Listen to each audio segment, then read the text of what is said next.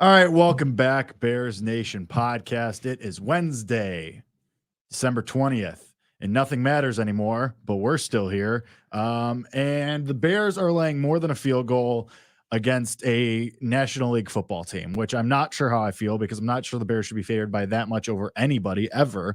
Maybe the Panthers, maybe. But that being said, I I don't know if you were serious when you walked in here and said you have a conversation point. No, I actually do. Okay, so let's just get into it. Kevin Lapka is always with me on this wonderful program. What is it? What do you got? Happy holidays, Merry Christmas, whatever. right?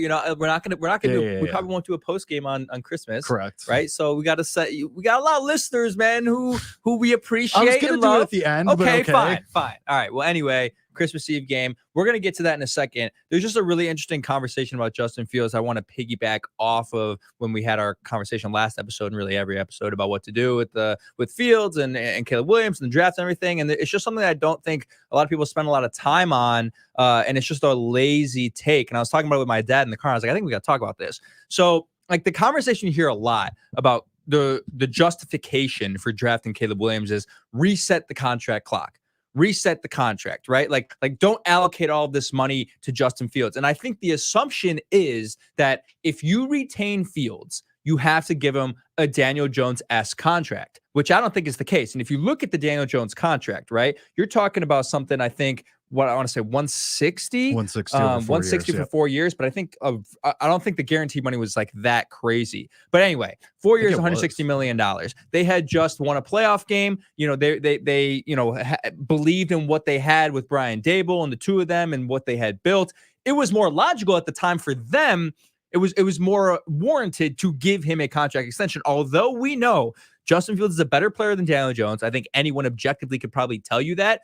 They were in a place coming off a playoff win where they had a lot of momentum going into those negotiations that it was more likely that was done. $82 million guaranteed. What's that? $82 million guaranteed? Yes, that's crazy. Only half of the contract guaranteed. Usually you'll see a higher percentage than that. But as it pertains to Justin Fields, again, I do feel like everyone who thinks Justin Fields staying in Chicago thinks he's going to get a contract extension. And I just really don't think that's the case. And I think the whole reset in the contract clock is a lazy take because we've talked about before, Justin Fields isn't in a position to ask for that type of money. Like his agent can't walk into the meeting room and be like, hey, $160 million. Like he just can't. You haven't won much. You know, there's been mistakes. There's been all these different things. So if they don't do that, let's take the route of not extending Justin Fields and how you can keep Justin Fields in a Bears uniform without extending him. And this is where things get really interesting financially. So next year, he's owed $6 million. $6 million. That's it. That is the cap hit, $6 million. But they would have to make the fifth-year option decision this offseason.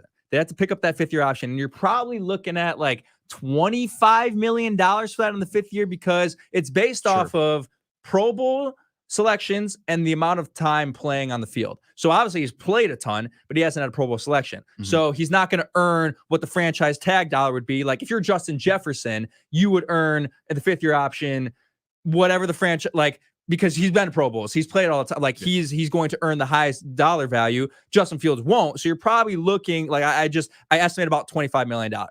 So you're talking about $30 million over the next 2 years. And then after that, 2026, you could then franchise tag him at that point. Sure. After that, which the franchise tag number is obviously a little bit more, probably at that point, after more quarterback contracts come through, 35 million, something like that. But even then, so then you're talking about over the next 3 years, only about $60 million over the next 3 years, $20 million a year. That is not financially killing you at that point at all. That gives you so much flexibility, especially if you can use draft picks this year on other rookie contracts. That gives you flexibility to build a roster. And if you get to that point, say they don't want to franchise tag him at the end of the year after the fifth year option. You get to that point, you spend the $6 million next year and then the $25 million or whatever it may be the year after that, and then you want to get rid of him. Then you have all of the cap flexibility in the world. You have all these draft picks. You have all these guys on rookie contracts. And then you'll have a very good team with cap space flexibility to plug another quarterback into at that point if you want to move on from Justin Fields. So financially, I think it makes a lot of sense. And the other, side of this argument is reset the clock. How many quarterbacks win the Super Bowl in the first 3 years before getting the contract extension anyway? Like Patrick Mahomes 2018. So Joe Burrow almost. Joe Burrow almost, right? Like if you look at the Super Bowl winners, it just doesn't happen that often. So if you're making the argument that we have to reset the contract clock because, Caleb Williams is going to be so much cheaper, well, then you're essentially saying he better win the Super Bowl in the first 3 years before he is the next guy to earn $250 million. That's what you're saying before you're in cap hell. You're putting the standard at win the Super Bowl in 3 years while we have quote unquote reset the contract clock. Because after that, if he's good, $250 million. And then you're in the same fucking hole that you're talking about right now. So I don't know. I was kind of going through this, and sure, does it help my defense of Justin Fields and reasoning to keep him around? Yes. But logical? It's logical up to a point, and that point being you say that, okay, Justin Fields doesn't work out. In this scenario, you assume that there's a quarterback ready, able, and available to just be able to be plugged in. Yeah, I mean, that's assuming. Like, that's a big if. It's a big That's if. assuming you can, because you might have to draft somebody again. And then you're, like you said, you're in that 3-year waiting period with this good team while everyone else around the quarterback ages. You're talking about after the 5th year option. Right. So like the caveat with that is, or the pitfall I see with that is, if Fields does not take that step, then what? Because clearly with Fields, you're good enough to win between 6 to 8 games. So you ain't probably not getting your quarterback in the following draft if he doesn't take you over the hump next year and you decide to move on. Because if you're only a 6 to 8 win team next year, again, probably not picking up that option at that point, and you're probably moving on. So then you have to draft somebody anyway. And in this scenario that, okay, you build the team up, you have all this flexibility. Look what happened this year. Who got picked up off the street? Joe Flacco, Jake Browning, Brett Rippon, Tim Boyle. So it's like, I'm not talking about veterans off the street. I'm talking about what I did. What I said, we placed our stake on what we want the Bears to do. And I said, draft somebody in 3rd or 4th round, right? Like, sure, follow the 49ers blueprint. Draft a quarterback you think could be plugged in with a little bit of experience. It's just like having a rookie. Even if you've had, like, you don't know that they're going to be Brock Purdy. Brock Purdy right now is the anomaly, not the rule. Yeah, my only thing with it. Yeah. So that's still risk. That's still basically having, even if, look what happened with Jordan Love this year. First year as a starter, look at the ups and downs that happened. It was essentially a rookie roller coaster. Well, they gave him a contract, but. Right. But my point being, as far as playing time. Yeah. Because even if you draft somebody in the 3rd or 4th round this year, then you just have the same situation. Yeah. So that's my thing. And and I'll say this argument again, just because I'm not advocating for this. I'm not saying this is the right thing to do, but in the mind of Ryan Poles, who feels the heat on his job, who likely is starting to sweat a little bit, the opportunity, because how often on the show have we talked about, oh, you bring in a new quarterback for the new coach, and that doesn't work out. So then you bring in a new coach who thinks they can fix the new quarterback. Then that doesn't work. So the new coach wants to get their quarterback, and it doesn't work. And every 2 years, you're doing this cycle. If you're Ryan Poles, you have the opportunity to fully reset with both, because the Bears have never had people on the same page. You've never had the two most important things on the same page: quarterback and head coach. Over the last 10, 15 years, it's been one or the other, flip-flop every 2 years. You have an opportunity to reasonably reset both things this year. Matt Eberflus, you can make an argument for him staying. You could also make a stronger argument to let him go. Justin Fields, you can obviously make an argument to let him go and to move on. You can also, as we've seen, make the argument for him to stay. But if you're Ryan Poles, this is not Jake Hassan speaking. This is the Ryan Poles thought process. You have the opportunity to pick your coach and then mute and work with your handpicked coach to work with your quarterback. I'm not saying that this is the right thing to do. I'm not saying that's what I want them to do, but you have to figure that that's where his head is maybe at. You have to consider that's something he's considering. Not saying he's going to do that, but you have to at least acknowledge that the temptation of that, the temptation to go through the search yourself for both the quarterback and the coach and get everything aligned and move on from there and use that as a jumping point with the team still around you that you have, with DJ Moore, with Cole Kmet, with maybe, whoever, one of the wide receivers within the top 10, if you're going to use number 1 on one of the quarterbacks. Just saying it's an option, just saying that we have to at least acknowledge that that's a very tempting possibility if you're a general manager who has 8 wins so far under his regime and is probably starting to sweat a little bit. Yeah, I mean, I think it's also you again, both things can be true. Again, you could not be financially tied to Justin Fields, and if things don't work out next year, then say you fire Eberflus this year, the new coach comes in with the approach of trying to fix Justin Fields and trying to build with the roster that they have that's ready to win. And if for some reason it doesn't work out, maybe Fields gets hurt or whatever it may be, then the coach can pick his quarterback at that point too. Like it doesn't all have to happen on the same timeline. Just did that with Matt Nagy, though. Well, yeah, but that feels different. That feels different. Why? Because Justin Fields is a better quarterback than Mitch Trubisky. I mean, I think that Caleb Williams or Drake May might be better than Justin Fields. I know we don't believe that right now, but, sure, but it's a possibility. It's the same exact conversation. But this is what because we talked about Mitch Trubisky's potential for a long time too. And I know, I'm not saying that Mitch Trubisky is certified bad. Don't get me wrong. Justin Fields, I think, could be successful somewhere else, but it's the same conversation. I mean, we just did this. A lot of teams do that. Like it's not like the 49ers didn't. And like, arguably we're doing it with Eberflus right now. What do you mean? As far like coming in thinking he could work with Fields and make it work, and it hasn't. Same thing that Nagy did with Trubisky.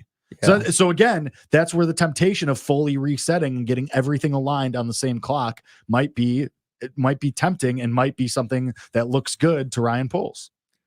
I mean, past Super Bowl champions, how many of them brought in the head coach and drafted the quarterback in the same year and won a Super Bowl? Well, I don't know off the top of my head, obviously, but I don't think it's happened for. I don't think it's happened for a decade. Then won the Super Bowl in the first year. Probably. I'm not talking about the Super Bowl in the first year. I'm talking about ever. Like I'm just that people talk so much about that timeline. I like it's again.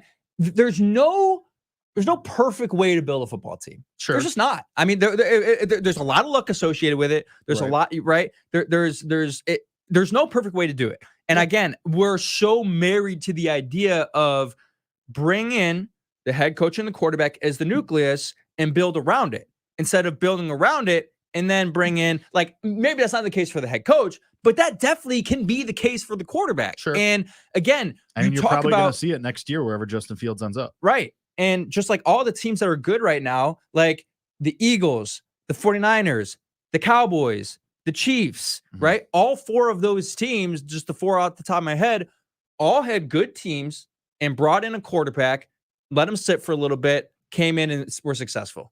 I mean, that like the Chiefs had Alex Smith, who was winning them, 10 to 11 games, getting them to the playoffs, had Mahomes sit behind him. Yeah, Mahomes is a first-round pick. And in my scenario, I'm thinking about third, fourth-round pick, more of like a Dak Prescott behind Tony Romo scenario, right? Because was he drafted after Tony Romo got hurt or retired? I can't remember. No, it was the same year. It was the same year. So Romo was still playing and he sat behind Romo. Okay. Until Romo got hurt. Right, exactly. So it's just, and maybe I'm just using recency bias in the way the NFL is working right now, but these are the teams that are good. Like it just doesn't always work. And I'm not saying it can't work where you have everyone on the same time and you draft the quarterback and then bring in the head coach all at the same period. I just think there's no perfect way to do it. And if you're married to the idea that that's the only way you can build a successful football team, I think it's stupid. I don't think you're mortgaging the future or doing it wrong if you bring in the head coach with the idea and with the approach of grooming and not grooming, but making Justin Fields the best version of himself while also drafting your own quarterback in the second, third, or fourth, maybe not second, but third or fourth round, grooming him behind Fields. And then if Fields is not great, then it's both.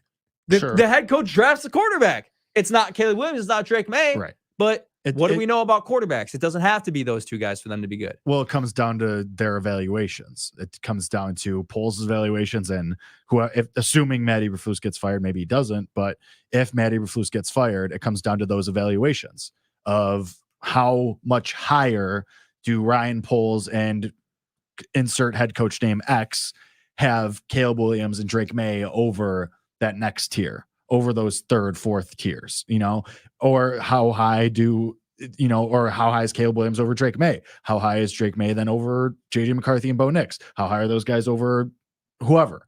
So it's tiers. It's again, it's like we can say this easily because we think XYZ, but we don't know how Ryan Poles and Matt Eberflus or whoever the future head coach is stack those guys and, rank those guys. If they believe in Caleb Williams or Drake May, and that those guys are far and away better than anybody you're going to find in third or fourth round, and they can be wrong, obviously. But if they're sold completely, and again, you have to consider the recency bias of Ryan Poles being like, crap, I passed on CJ Stroud. And to your point, maybe they wouldn't have drafted Stroud. Maybe they would have drafted Bryce Young. But still, it's in the back of his brain somewhere. Like, man, imagine this team with CJ Stroud right now. You're a playoff team with CJ Stroud right now. I don't know. You're a playoff team with CJ Stroud right now. You're making a lot of assumptions there. If that do you think the Texans have a better roster than the Bears? No. Okay, then. But do they have a better head coach who's going to win Coach of the Year? Yes. Do they have a young budding offensive coordinator who's probably going to be a head coach next year? Yes. Right? Like, you're making a lot of assumptions. They might be a game or two better, but to be like, oh, the Bears are 11-5 with CJ Stroud right now, that's not the case. That it's just not the case. You probably win the 3 games that you lost. I don't know. I mean, is CJ Stroud's handing off to Khalil Herbert in the fourth quarter too? Fair. I don't think much is changing there. And he's also look, I love CJ Stroud, but I think there's a lot of reaches there. We could do this conversation all day. I know we only got 5 or 10 minutes left, but it's an interesting conversation. I just think it's just annoying to me. It's another option because it's annoying to me when people look at it so binarily. Is that even a word? Objectively, subjectively? No, people look at it's. People think it's binary, where you either draft Caleb Williams or you extend Justin Fields, and no one explores the idea of just letting this play out, picking up the 5th-year option, owing him only $6 million, having plenty of cap flexibility next year, and building a good team, and then deciding after that. So I just think that's the best way to do it. And in my scenario where I said they keep Justin Fields, that's what I want them to do. I don't want them to give him 160. I don't want them to potentially make that mistake like the New York Giants did, right? I don't want them to do that. And I don't think he's deserving of it yet. And I think he probably knows that too. And he can still get a decent amount of money. I want what's best for Justin Fields as well. Is the franchise tag and 5th-year options, they can screw players. They really can. Because if he tears his ACL next year, he may never have financial security for the rest of his career. It just might not happen. But it's just what's best for the organization, and it's the smartest thing. So anyway, the Bears play a football game on Christmas Eve, which I guess is kind of fun, a little holiday game against the Arizona Cardinals. Look, there's really just not. Well, Notorious TBG in the chat. Let's read these. The Texans also hit on Tank Dell. That is true. And the Bears haven't hit on a receiver since Alshon. That is actually one thing, real quick, and then we'll go to the game real fast. One of the main reasons I want them to just draft Mario Harrison Jr. to get done with it is because Ryan Poles has showed in 2 drafts at a small sample size, he doesn't know what the hell he's doing drafting wide receivers. Sure. I mean, Tyler Scott is a hit or miss. Decent. Tyler Scott? Yeah. Maybe. He's played 6 games. He's not sure. Okay. But he was Velus Jones Jr. Velus Jones Jr. Bust, I mean, yes. Bust, Horrible. right? Maybe he's really good at drafting O-line. Let's assume that maybe. Sure. Maybe he doesn't know how to draft skill position players. Well, guess what? You can't miss on Marvin Harrison Jr. or Malik Neighbors. Just draft one of those guys. Anyway, Bears-Cardinals. What do you got in this game? What are you feeling? What are you feeling? I mean, I'm I've been honest. I'm rooting for losses at this point. You need the draft position. You're not winning anything. You're not going to the playoffs. It sucks. It's just that you're playing the Cardinals, and they're bad.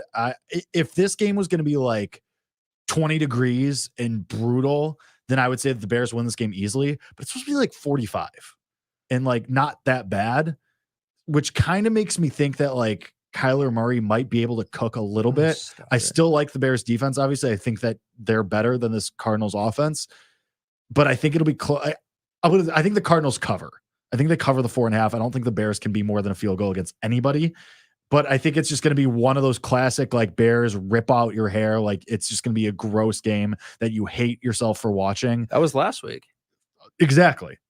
And I think it's going to be that again because the Cardinals are bad, but also the Bears offense is anemic. And even though the Cardinals defense is bad, the Bears offense is not anemic. Stop it. With that play, stop it. With yesterday's play calling, they're not anemic. That is a terrible thing to say. Come on, it's true. They're not terrible, dude. They have explosive players. They're not bad. They don't use. They played a good defense last week. They should have scored more. And they have explosive players who they don't use, and they have players who drop touchdown passes. They're scoring 30 points this week. The Cardinals are bad. Yeah, they are. Yes, they're going to blow them out. Christmas Eve magic at Soldier Field. What magic for what? I don't know. Magic to what? Magic to the 15th overall pick? Sure. I mean, look, but you're assuming this is 2022 and that they're intentionally trying to lose. Again, I don't think they're intentionally trying to lose, but I think it'll be close. I would like them to intentionally lose. 4 weeks ago, I said the Bears are one of the scariest teams that teams could play down the stretch because they have everything to play for. The head coach is coaching for his job. The quarterback's playing for his job. Players are playing for contracts, right? And we got to a point where they're actually playing for wins at some point. But still, this remains true. And it was true. They beat the Lions in a tough spot. They beat the Vikings in a tough spot for them. Like, you were still in the playoff picture then, though. Well, right. But I'm saying the teams still fear the Chicago Bears because they have everything to play for. They're not going to roll over and die for you. Sure. And they're playing really well on defense. And this Cardinals offense has had nothing going, really. I mean, they got a little bit done against the 49ers and got some garbage time points, but the 49ers shot 45 on them or 49. This is a bad Cardinals defense. Again, Justin Fields, we still are not acknowledging the fact that these 3 games can make a difference. And I know it's worse teams, but if he goes 3-0 and throws for 300 yards in the next 3 games, you're not moving on from him. Like, recency bias is real. And if there's momentum to be gained in the next 3 games, you're going to be in a position where you just can't move on. So he understands that. And hopefully he walks in Luke Getz's office and say, listen, MFer, give me the fucking if that ball was going to happen, quarter. It would have happened already. I know. It's clearly not happening. But anyway. All right. So is that your bold prediction? Fields 300 yards and 30 points? Yeah. I don't know about 300 passing yards. We'll go 300 total yards in the game. I think the Bears blow them out. I think the Bears win this game 30-14. I don't think it's close. They played a little bit better at home as of late. They're able to close the deal at home. They did against the Lions. And I think we are crushed after the Browns loss, but this is an objectively top 5 defense in the NFL right now, the way they're playing. They're second in the NFL in interceptions. They're going to, the Cardinals don't have playmakers to throw to other than Trey McBride. I think he'll have a good game for Arizona, but Marquise Hollywood-Brown has been terrible this year. Rondale Moore is just a gadget guy who can, maybe beat you for a 60-yard touchdown sometimes, but it's a really rare occasion. I do like some of the things that they're building over there with Jonathan Gannon, but this is not a team that's just ready to win. It's a team with not a lot of talent. There's a reason why they're projected to be one of the worst teams in the NFL and why they're, coming out to be one of those teams. So this is not going to be close, in my opinion. I think it's going to be a gross game. I have no faith in the Bears. I think it's going to be 28-24. I think you get some Kyler Murray magic. Loss? No, I think the Bears still win. Okay, good, I think the Cardinals cover. I think that the Cardinals have the better coach. I think they still have the better quarterback. And I think I think it's just going to be an ugly game that is very, very gross. And you hate yourself for watching it and wasting your Christmas Eve with this. Don't waste. No, you do anyway. And because it's football and it's on the TV, I will say my bold prediction. I'm going to run it back. I think Montez Sweat gets a touchdown. It feels so close to happening. That guy's playing out of his mind, and it just feels like we're right there, and it just hasn't happened yet. So I'm going to run that one back. I think the Bears win. I do think that they probably beat the Falcons. They probably go 3-0 down the stretch, and you finish 8-9, and you get the 15th pick or whatever, and it's just going to be whatever. And then we talk about the number 1 overall pick for months and months and months, and it's going to be exhausting. But I mean, you're right. If Fields balls out over the next 3 weeks, I'm rooting for that because at the very least, either you keep him or his trade value goes up with that 5th-year option attached to it too. So maybe you get the Raiders or the Falcons or somebody to give up their 2nd-round pick. You're never getting a first from either of those teams, but maybe you get a 2nd-round pick and you'd go from there. I don't know. It's so gross. This game is so gross. This game is not so gross. I don't know why you're so. It's not that gross. It's not. Gross. It's not that gross. Also, if the Bears were to trade Justin Fields, they'd have to get a 1st-round pick. Not happening. 100% would happen. 100%. Who's giving up a 1st-round pick? Atlanta. They're not. Pittsburgh. Are you kidding me? If you're giving up a 1st-round pick for Justin Pittsburgh, maybe just because they might be in the 20s. It's a failure if Ryan the Poles Falcons are not giving you the 10th overall pick for Justin Fields. Well, I guess the Falcons are if they had the 10th. It's not it depends. It depends, but it depends. You're right. It depends on the team. Maybe. It depends on the team, but you're a failure if you don't trade Justin Fields for a 1st-round pick. It's failure. Look at the return for Sam Darnold 4 years ago. Sure, but he didn't get a 1st-round pick though. I think it was a 2nd, a 3rd, and a 4th. Well, second, third, or fourth is like, basically a first round pick. Sure. I mean, I would accept that. I like if you're the Falcons, just to real quick, like if the Falcons gave you Tyler Algier and their second round pick this year, we were just talking about how we need a running back. Tyler Algier?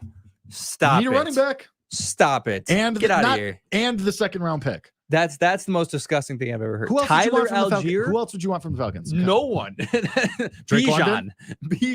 Drake London? Yeah, I would take Drake London. I'd love Drake London. Okay, Drake I don't London think they're getting rid of Drake second London. round pick. Yes, deal. For If they were to move, I obviously don't want them to move on from Fields, but if they had made that decision and we knew they were going to trade him, I would take that deal. Okay. So anyway, Bears gonna win this game, and they're probably gonna win. It's gonna be a fun game. And if you want to make some money, let's get these people some Christmas cash. Who do you think finds the end? You said Monte, so you're betting Bears defensive touchdown. Yep. I don't know if DJ Moore is fully healthy. This is gonna be like a really stupid like narrative thing, but I think like Darnell Mooney bounces back and scores a touchdown in this game. That's my really stupid offensive bold prediction. He might just be cooked. I'm actually gonna take that back. I don't think he's catching a touchdown. I don't think he's cooked, but I don't think he's cooked. But I don't. It's so weird how the relationship between the two of them is just falling off a cliff. Those guys were so tight knit. I mean, you got DJ Moore after the game saying that like Justin Fields is better than anybody in the draft. I know, but I'm just talking about like on the field. Sure, like they haven't been on the same page from route concepts and timing. Yeah. It's been really weird because those guys, like that was his dude hit the first and second year. Like they were on the same page, and I was like, wow, these guys. He knows exactly where he's going to be on every given route. I mean, the Lions game though too, like the go route. Like that still happened. That did still happen. Last comment, and then we'll head out of here. I think 1 week they're probably fine. Okay, so he scores a touchdown. Is that what you're saying? Sure. Darnell Mooney finds the end zone. Get ready for it. It's probably good value on that. Notorious TBG. You're underestimating how teams look at Chicago as inept and incapable of developing talent. They all believe for good reason that we ruin QBs. Reclamation projects are the hot thing.